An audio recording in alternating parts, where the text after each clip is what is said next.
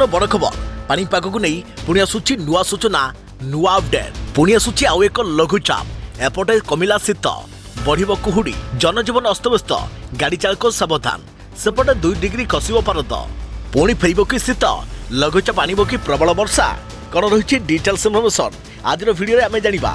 Hello friends मु शक्ति आप देखुंत आज ताजा खबर तेज ता पूर्व वीडियो को लाइक करूँ जदि आपण आम चैनल में नुआ ही वीडियो देखुं पूर्व सब्सक्राइब करना तेज निहाती चैनल को सब्सक्राइब करने सहित पाखे आसुवा बेल आइकन को बजाय रखि था। तेज राज्यर प्राय अंचल में सर्वनिम्न तापमात्रा ह्रास पाई गत किछि दिन हेब राज्य में अस्वाभाविक भाव रातिर तापमात्रा वृद्धि पाउथिला दिन तापमात्रा भी बढ़ुथिला। उपकूल ओडिशा सह अभ्यंतरीण उत्तर और पश्चिम ओडिशार प्राय अंचल में राति गरम अनुभूत होता किंतु गत 24 घंटा मध्य प्राय अंचल में सर्वनिम्न तापमात्रा 2 डिग्री पर्यंत तलू खसी संध्या और सकाळु शीत पड़ुछे।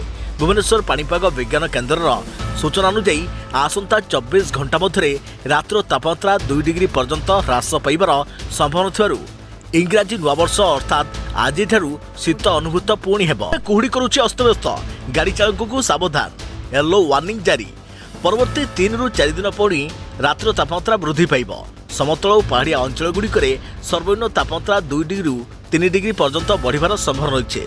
तेज आज उदयगिरी में पारद 6 डिग्री रेकर्ड होता बेले किरई में 7.8 डिग्री और फुलबाणी में 8 डिग्री रेकर्ड होइछे। भुवनेश्वर 16.1 डिग्री और कटक में 15.5 डिग्री को ह्रास पाई। तेज गतकाली सकाळे गोपालपुर अंचल में घन कुहुड़ी पड़ता कटक पारलाखेमुंडी और भवानीपाटन में हाल्का कुहुड़ी दृश्यमान होता। आउ सेपटे आसंता 24 घंटा मध्य गंजाम खोर्धा पुरी कटक केन्द्रापड़ा भद्रक अनुगुल ढेंकानाल कंधमाल गजपति कलाहांडी रायगड़ा बौद्ध और मालकानगिरी जिलार केतेक स्थान में घन कुहुड़ी देखिबार संभावना रही। एणु यह समस्त जिला येलो वार्निंग जारी करिछि पानीपाग विभाग। सतर्क सूचना गाड़ी चालक सावधान। आउ सेपटे डराइलाणी लघुचाप पुणी राज्य में होई पारे प्रबल वर्षा। तेज ये बर्तमान बड़ खबर पानीपाग को नहीं आग को नुआ अपडेट आम चैनल सहित जोड़ी रही। तो फ्रेंड्स पुणी देखा आउ एक नुआ भिडियो से पर्यंत मोर रही जय जगन्नाथ।